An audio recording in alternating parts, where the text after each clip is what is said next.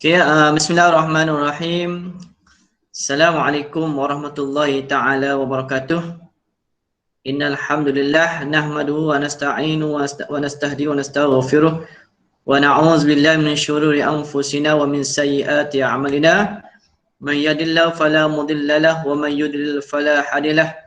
Wa asyhadu an la ilaha illallah wa la syarika lahu wa anna Muhammadan 'abduhu wa rasuluh.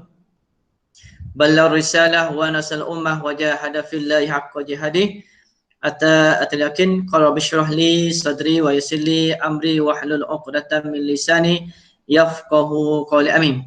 Allahumma rabbi yassir wa la tu'assir wa tamil khair. Allahumma anfa'na bima 'allamtana wa 'allimna bima la yanfa'una. Allahumma zidna ilma warzuqna fahma warzuqna ahlana. Jadi apa khabar semua pelajar? Moga-moga pelajar sihat, sejahtera dan dijauhkan daripada COVID-19. Okey, insya-Allah untuk pagi ni okay, pagi ni kita akan belajar iaitu pelajaran 8 bidan hadis, 7 golongan yang akan mendapat naungan Allah SWT. Pelajar boleh buka buku teks muka surat 63. Pastikan di tangan pelajar ada buku teks sebagai rujukan. Kalau tak, bermakna kita sebagai seorang pelajar nak belajar mesti ada buku teks, buku tulis, pen atau pensel untuk kita catat apa kita belajar.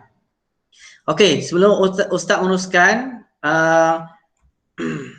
okey, prediksi kita, objektif yang kita nak capai pada pagi ini iaitu yang pertama sekali, kita pelajar akan dapat membaca hadis dengan betul. Sebab hadis ini yang akan dinilai dalam peperiksaan SPM. Hadis 1 dan 2. Untuk tingkatan 4 dan tingkatan 5. Untuk pagi ini objektif kita yang pertama sekali, pelajar dapat membaca hadis dengan betul. Okey. Yang kedua, pelajar dapat menyatakan kefahaman hadis. Okey.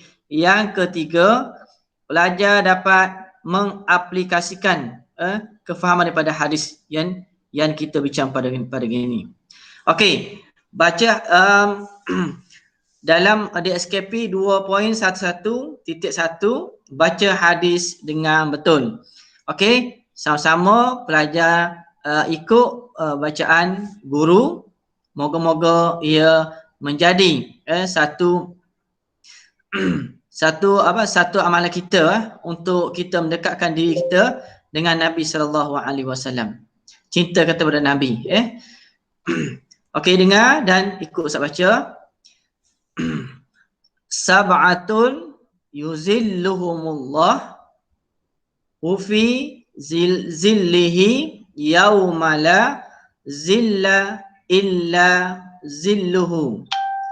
Al-imamul adilu wa syabun nash'a fi ibadati rabbihi wa rajulun qalbuhu mu'allakum fil masajid wa rajulani tahabba fillahi ijtama'a alaihi wa tafarraqa alaihi wa rajul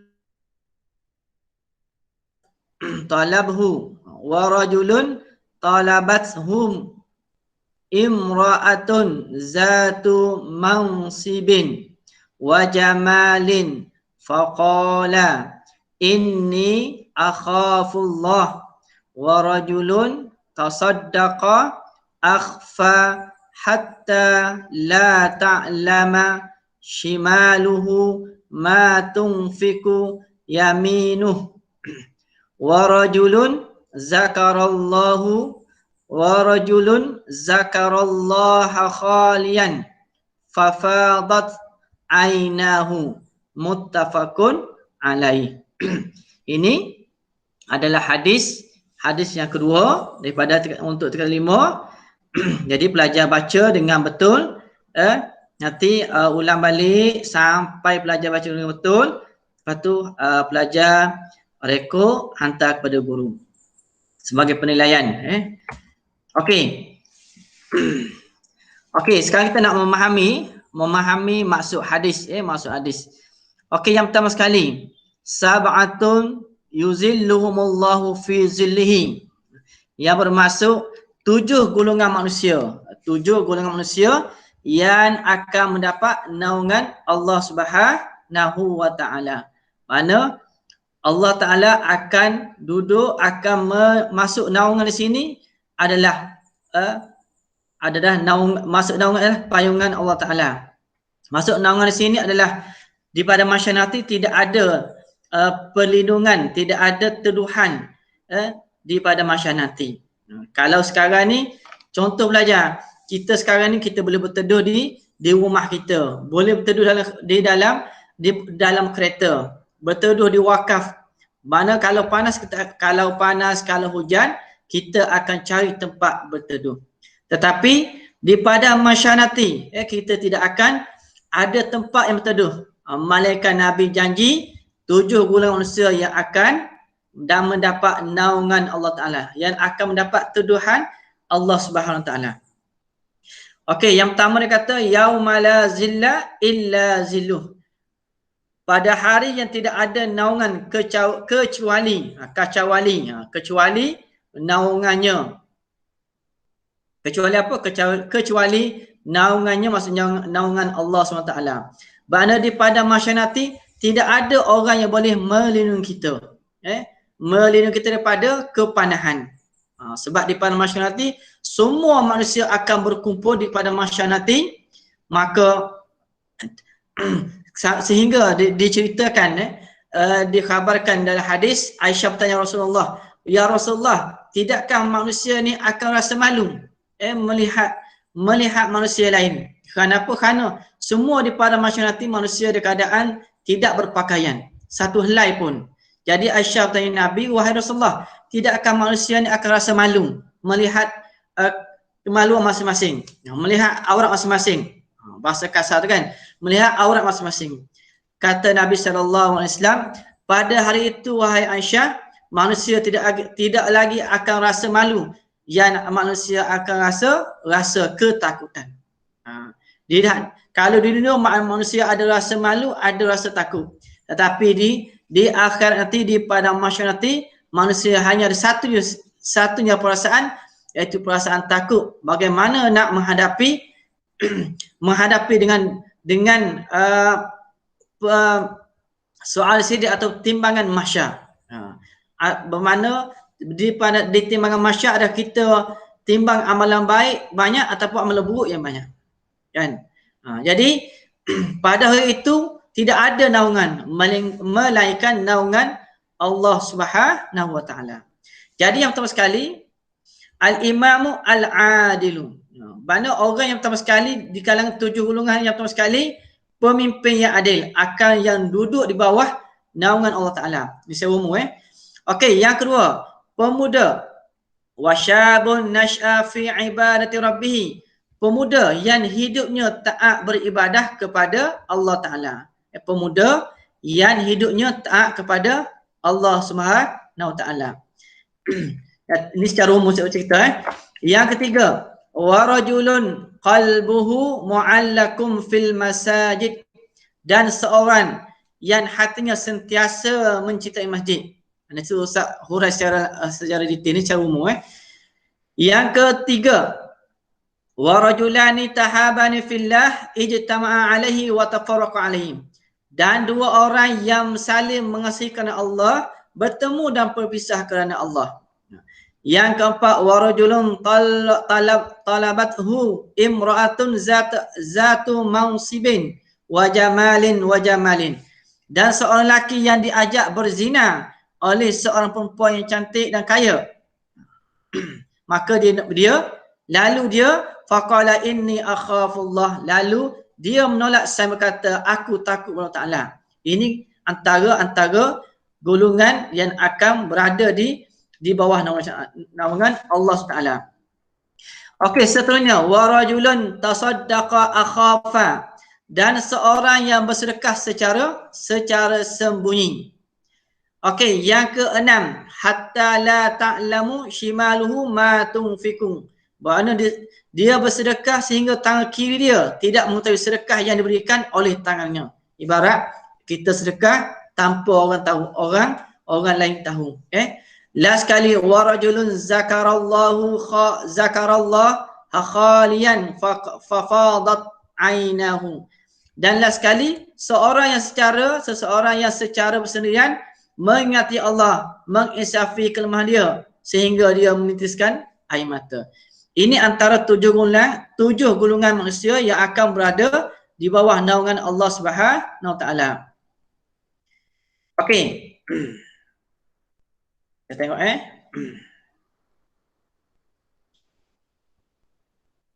Okey, pemimpin adil, ini pertitle lah. Pemimpin adil, pemuda yang hidupnya taat beribadah kepada Taala, seorang yang hatinya sentiasa mengikuti masjid, 2 orang yang saling berkasihi antara sama lain dan bertemu dan berpisah kerana Allah Taala, seorang yang membenci perbuatan maksiat kerana takut kepada Taala, seorang yang menyembunyikan sedekah, dan seorang yang mengingati Allah sehingga menitiskan air mata.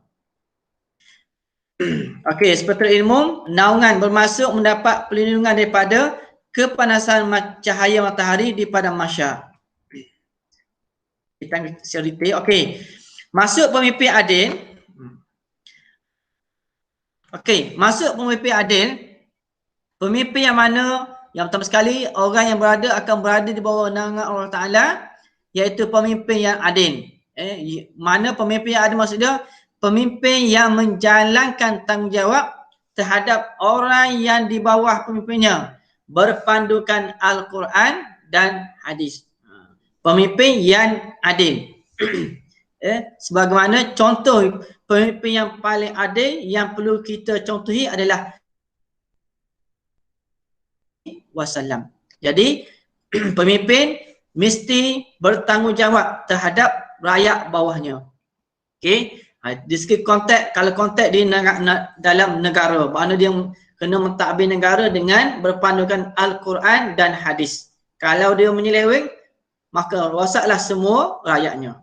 Sama juga pemimpin di peringkat kawasan kampung, penghulu kan. Kalau di rumah, pemimpin adalah ayah kita, mak kita, itu pemimpin. Maknanya kalau pemimpin keluarga dia tidak melaksanakan tanggungjawab dia, maka dia akan mendapat dosa.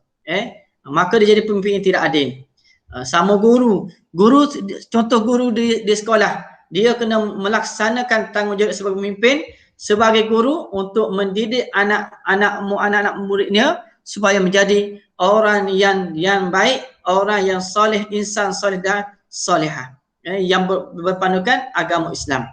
Tapi kalau guru yang melaksanakan tanggungjawab menyeleweng, maka dia jadi pemimpin yang tidak adil. Contoh dia kata, memastikan keperluan asal rakyat dipenuhi, mencegah kemungkaran daripada berleluasa. Ini tanggungjawab pemimpin. Dia memastikan keperluan asal rakyat dipenuhi. Contoh sekarang coronavirus yang berlaku sekarang. Jadi tanggungjawab pemimpin, dia memastikan keperluan asal rakyat dipenuhi. Yang kedua, mencegah kemungkaran daripada berleluasa. Ini makna ini tanggungjawab pemimpin. Sebaliknya, kalau pemimpin tidak laksanakan tanggungjawab terhadap rakyat dia, maka dia jadi pemimpin yang tidak bertanggungjawab dan tidak akan berada di bawah naungan Allah SWT. Okey. Ni dalil firman Allah Ta'ala, Inna Allah yuhibbul muqsitin. Sesungguhnya Allah Ta'ala mengasihi orang-orang yang berlaku adil. Surah Al-Mumtahanah ayat 8. Okey, yang kedua, pemuda hidupnya taat beribadah kepada Allah Subhanahu Wa Ta'ala.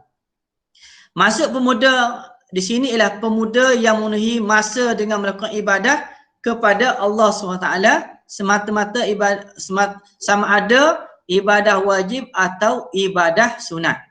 Pemuda yang hidupnya sentiasa beribadah. Pemuda, maksud pemuda sini bukan lelaki saja tapi perempuan. kan. Mana pemuda di konteks umum, tapi sebenarnya yang khusus yang umum, yang ni konteks umum. Sebenarnya dalam hadis nak cerita kepada kita lelaki dan perempuan. Al mu'minu nawal mu'minat. Orang Islam yang iman lelaki, orang Islam yang beriman perempuan. Apabila dia hidupnya hanya taat untuk ibadah Allah Ta'ala, maka dia akan berada di bawah naungan Allah Ta'ala. Mana dilaksanakan ibadah wajib, solat 5 waktu cukup, puasa cukup, mengeluarkan zakat, menunaikan haji, kan? Tambah lagi dengan ibadah sunat, puasa sunat, membaca Quran, berzikir, bersedekah, qiyamul lail waktu malam dan sebagainya. Okey, contoh tuntutan 5 waktu ibadah yang Ustaz beritahu tadi lah. Contoh melaksanakan tuntutan 5 waktu ibadah sunat dengan sempurna, melazimi qiyamul lail, membaca Quran dan berzikir. Mana ini dua golongan. Pemuda yang hidupnya sentiasa beribadah kepada Allah SWT.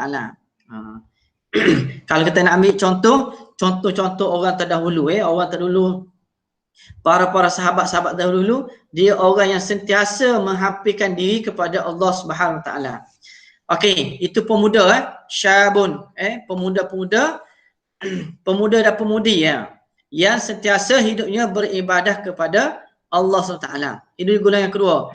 Golongan tiga, seorang lelaki mu'allakum fil masajid, seseorang yang hatinya sentiasa mencintai masjid. Maksudnya seseorang hatinya sentiasa berasa seronok untuk memakmurkan masjid dengan aktiviti ibadah dan kebajikan.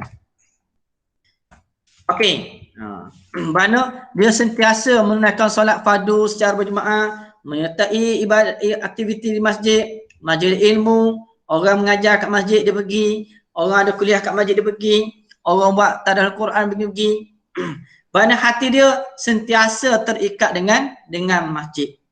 Kalau kita ni orang azan hayya alas salat, kita relax kan, relax tengok TV, masih menonton TV, masih dengan gadget dia, masih dengan kad shopping komplek dia, masih lagi berborak-borak kan, bersembang-sembang virus sebagainya, maka kita tidak termasuk di kalangan orang yang mana hatinya sentiasa mencintai masjid. Mana kalau hati kita sentiasa terikat dengan masjid, maka kita akan duduk di bawah naungan arasy Allah SWT.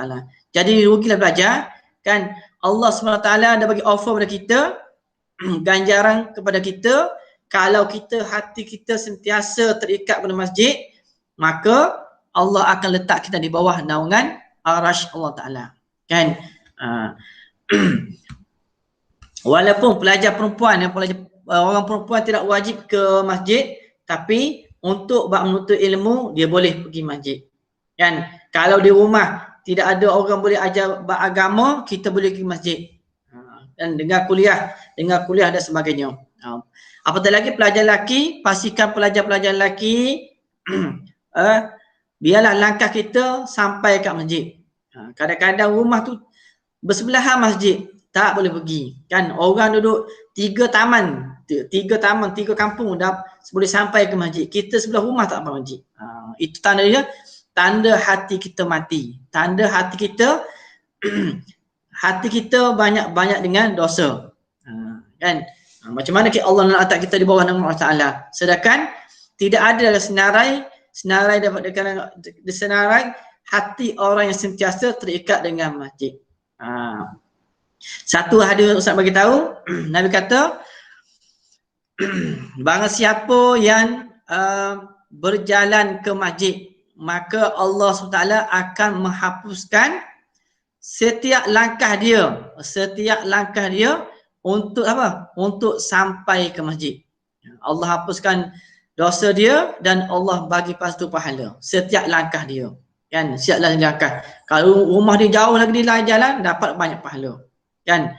Kalau dia naik motor lain pahala dia, naik kereta lain pahala dia. Ini basyirina, bagilah berita gembira kepada orang-orang yang sentiasa yang berjalan-jalan untuk pergi masjid. Nabi kata bagi gembira-gembira. Ni antara je lah. Antara dia akan duduk di bawah naungan arash Allah SWT. Kan? Mana kalau kita solat kat masjid pun pahala 27. Kan? Itu pahala Jumaat. Belum masuk pahala berjalan sebagainya tu. Kalau solat kat rumah, dapat 1. Okey, seseorang yang hatinya sentiasa mencintai masjid. Kan? Walaupun kalau kita tak dapat pergi masjid, kan, kita bagilah sumbangan sedekah sebagainya. Kan, contohnya kita sakit, maka kita cinta dan kasih untuk masjid, kita bagi sumbangan. Okey, seterusnya, seseorang yang hati sentiasa masjid, ni dalil dia, daripada Abu Hurairah radhiyallahu anhu meriwayatkan bahawa Rasulullah SAW bersabda, man ghada ilal masjidi aw raha a'addallahu lahu fil jannah nuzulan kullama ghada aw raha. Muttafaq alaih. Maka siapa yang pergi ke masjid atau pulang, Allah Taala akan menyediakan baginya tempat di dalam syurga. Di dalam syurga setiap kali pergi atau balik. Ini janji Allah Taala, janji Nabi SAW kepada orang yang sentiasa hatinya terikat pada masjid. Okey, yang keempat, dua orang yang saling mengasihi kerana Allah Ta'ala. I love you, you love me. Kan? Makna kita cakap itu antara sesama Islam. Saya cinta pada awak kerana Allah. Bukan kerana cinta lain. Kan? Okey, maksud dia dua orang yang saling mengasihi kerana Allah, maksud dia dua orang bersahabat berasaskan keimanan dan ketakwaan kepada Allah Subhanahu Wa Taala. Tengok ni. Ni dia tarik-tarik ni kan. Mana dua orang saling kasih mengasihi antara satu sama lain kerana Allah. Mana kita berkawan dengan kawan kita bukan kerana dia cantik, bukan kerana dia lawak, kerana dia berharta, dia pandai dan sebagainya. Tapi kita berkawan dengan dia kerana keimanan dan ketakwaan kita kepada Allah SWT. Kan? Nabi berpesan, kalau kawan kita ni kawan yang baik, jangan sekali-kali kita lepaskan dia. Sebab dia boleh memimpin kita, boleh menjadi kawan kita sampai ke syurga. Okey. Boleh sebab tu Nabi ajar kita, kalau kita kasih kepada seorang, kita inni uhibbuka, aku cinta kepada kamu kerana Allah. Kalau untuk lelaki, kalau perempuan, inni uhibbuki, aku cinta kepada kamu kerana Allah. Ka untuk lelaki, ki untuk perempuan. Cinta lelaki, perempuan. Kan? Kita beritahu. Sebagaimana orang yang paling kasih antara sesama iaitu Nabi Muhammad dengan Abu Bakar. Tengok bagaimana dua orang baginda Nabi Muhammad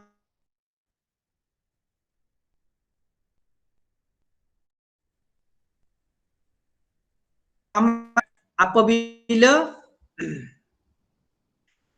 diceritakan apabila Abu Bakar As-Siddiq diceritakan bila Abu Bakar dengan Nabi SAW berhijrah ke Madinah, maka di dalam gua Sur kan, gua Sur, Abu Bakar tengah kapak kaki Nabi tengah tidur di bawah di bawah Abu Bakar, maka ular tengah nak masuk ke gua, maka Abu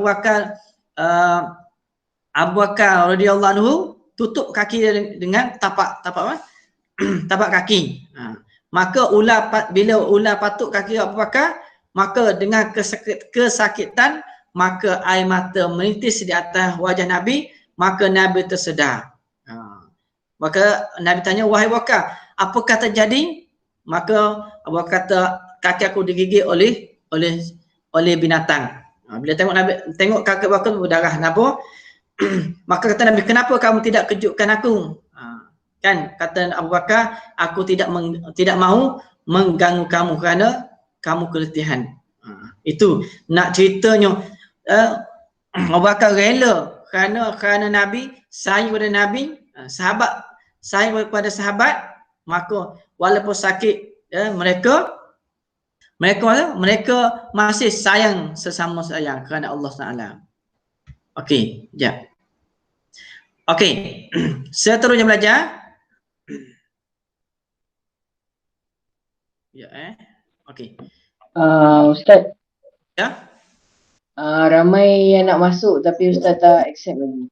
Okey, sorry Sebab okey. Mana tak ada pun ni? Cuba dia add balik. Jelas nampak skrin Ustaz bagi tahu dia? Sebab Ustaz tengah rekod ni. Suruh join balik.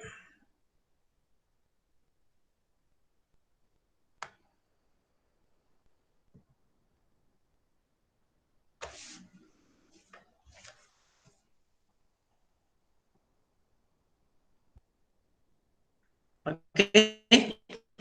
Boleh? Nak sambung tu Okey, tak apa belajar. Nanti kalau dia tak sempat nanti Ustaz share video. Sekejap. Sekejap.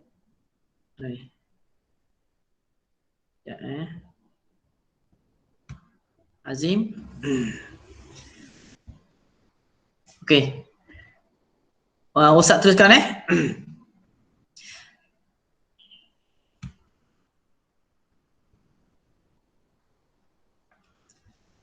Okey, Ustaz cepatkan. Nak habis kat 7 ni. Okey.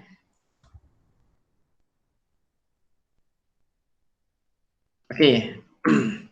Okey, antara lain iaitu persaudaraan antara Muhajirin dan Ansar sehingga sanggup menawarkan harta, tenaga dan tempat tinggal, sehingga sanggup menceraikan isteri untuk bagi kepada kaum Muhajirin yang berpindah daripada Mekah kepada Madinah. Itu antara persaudaraan antara sesama Islam.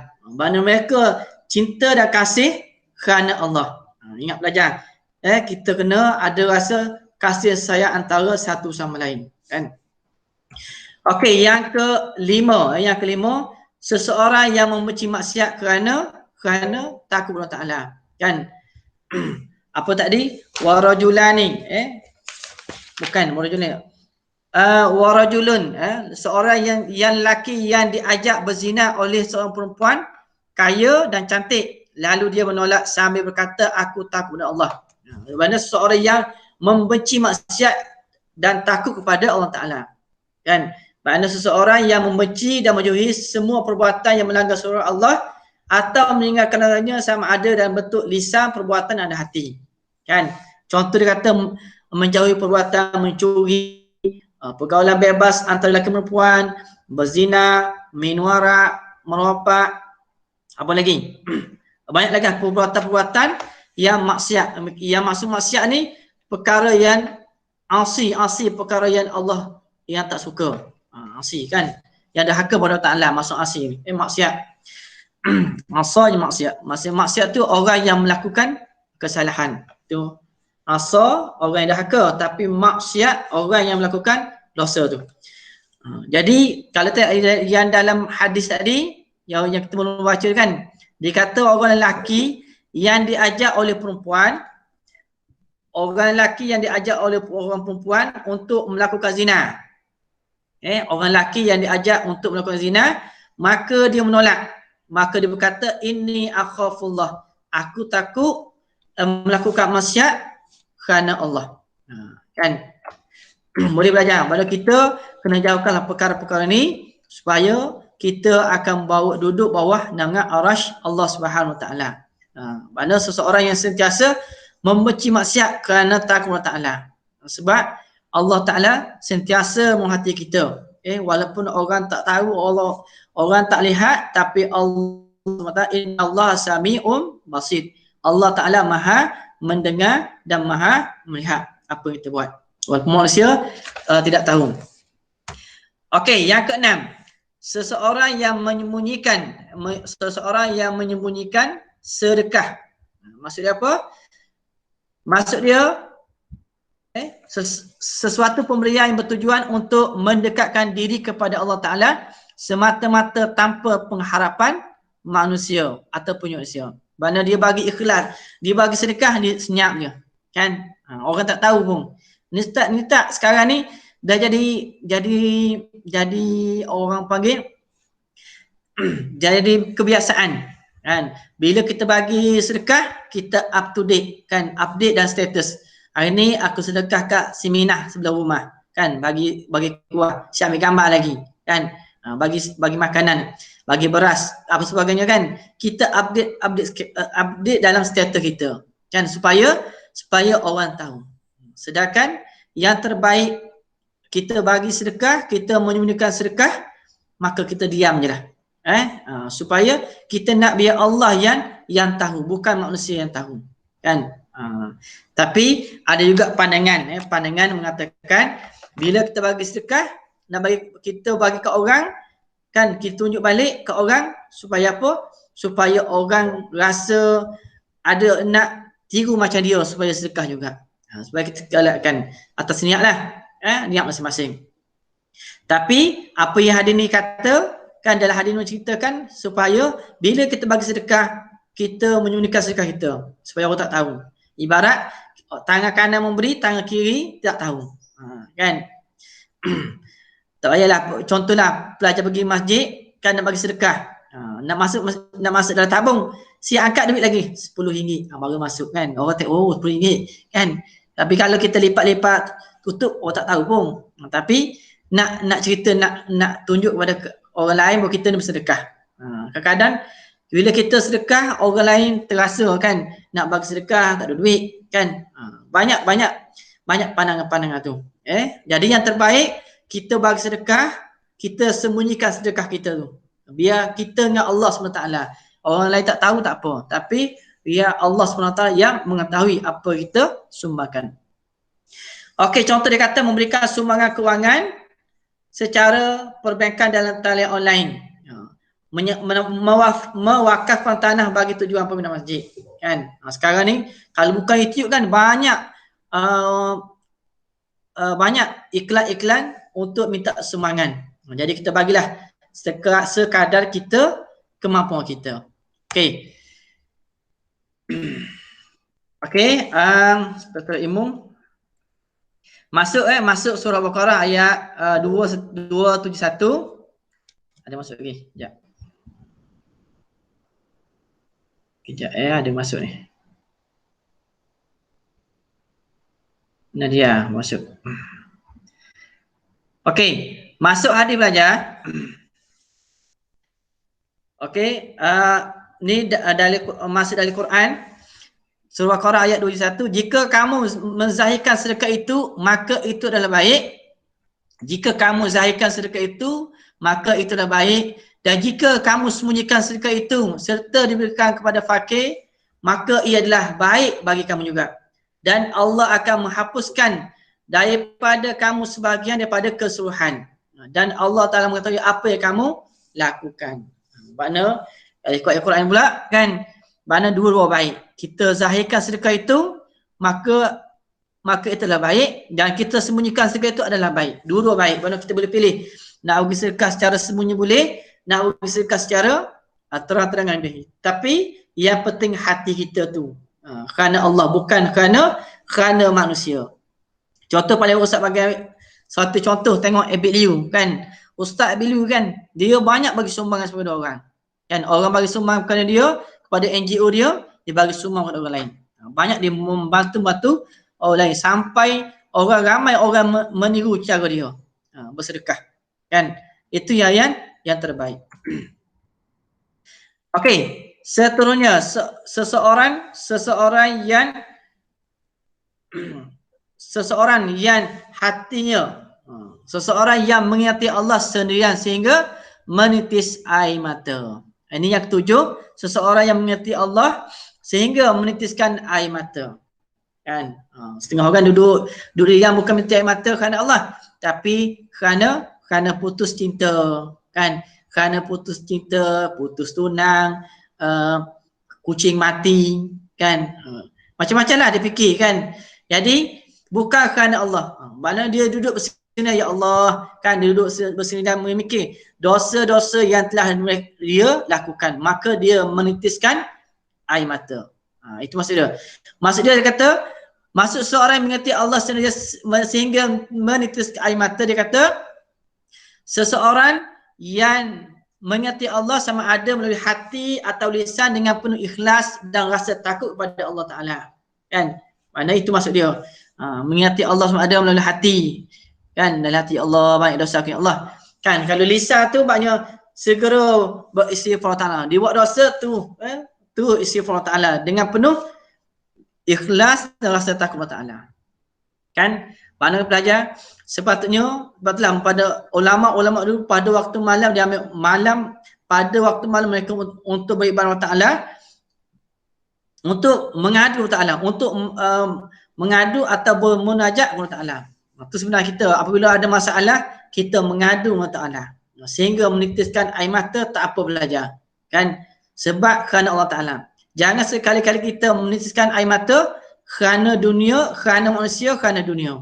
Kan tidak ada apa-apa. Kan? Tapi kita menitiskan air mata kerana Allah SWT. Di atas dosa yang kita lakukan, kita menitiskan air mata.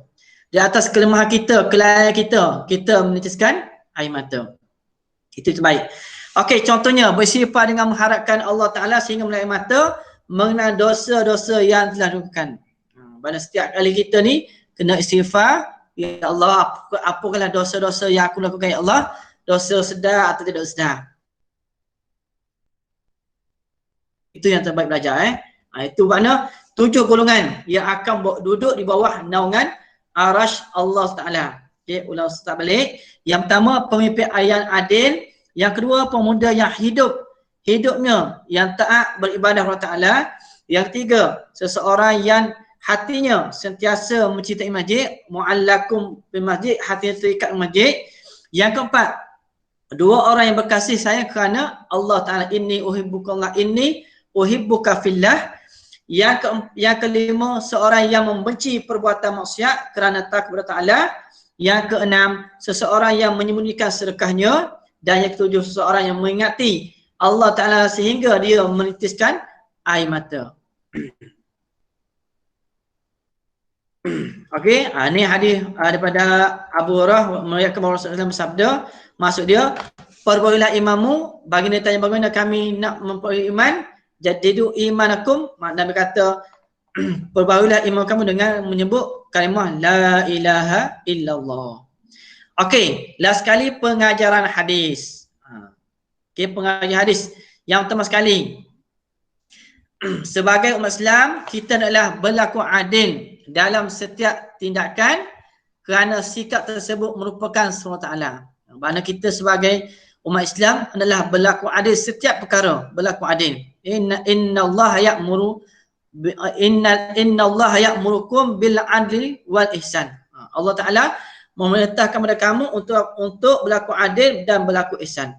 Okey, yang kedua, sebagai umat Islam kita adalah memanfaatkan usia muda dengan mendekatkan diri kepada Allah SWT. Maknanya kita sebagai pelajar sepatutnya kita isi perkara-perkara yang manfaat, perkara-perkara yang baik untuk kita mendekatkan diri kita kepada Allah Ta'ala. Sebab muda, kan?